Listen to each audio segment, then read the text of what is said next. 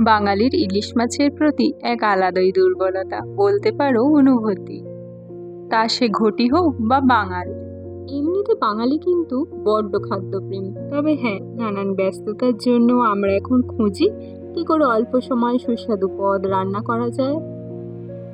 জানো তো, এই ইলিশ মাছটি আমি আর আমার শ্বশুর মশাই বাড়িতে খেতে খুব ভালোবাসি। হ্যাঁ, মাছটি যদিও কালকে আনা হয়েছিল। এটিকে ধুয়ে পরিষ্কার করে ফ্রিজে রাখা হয়েছিল যাতে আজকে রান্না করার সুবিধা হবে বলে। অবশ্যই ধন্যবাদ মাকে তথা শাশুড়ি মাকে, কারণ পুরো রান্নাটি তিনি করেছেন আর ভিডিওটি করেছি আমি।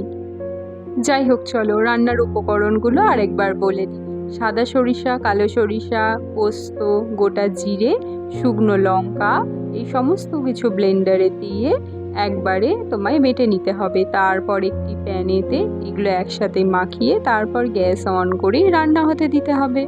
হ্যাঁ, তার ভেতরে নুন, চিনি এগুলো আন্দাজ মতো দিও, আর লঙ্কা গুঁড়িটাও আন্দাজ মতো দিও। এটি কিন্তু ভাপা ইলিশের রেসিপি।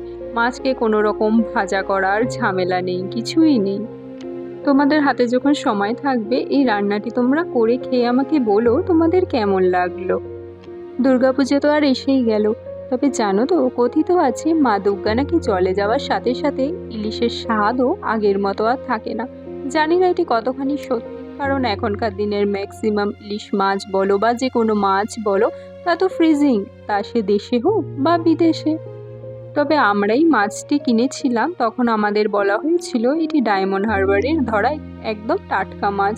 হ্যাঁ, এটা সত্যি, মাছটি কাটার সময় কিন্তু বেশ ভালো রকমেই মাছে না রক্ত লেগেছিল, যা বোঝাই যাচ্ছিল এটি টাটকা মাছ।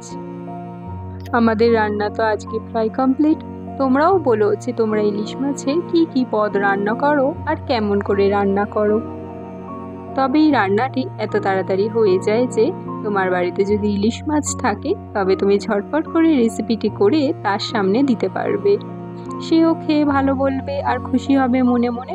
যাই হোক, চলো আজকে খেয়ে দেখি এটি রান্না কেমন হয়েছে। অবশ্য আমার শাশুড়ি মা কিন্তু রান্নায় নিপুণ, তিনি রান্না কিন্তু অত্যন্ত সুস্বাদু করেন। তবে হ্যাঁ, শুধু ইলিশ মাছ না, আজকে বাড়িতে অনেক কিছুই রান্না হয়েছিল, যা থালা সাজিয়ে একবারে খেতে বসে পড়েছি। চলো আজকের জন্য বিদায় নিলাম। ভালো থেকো সবাই।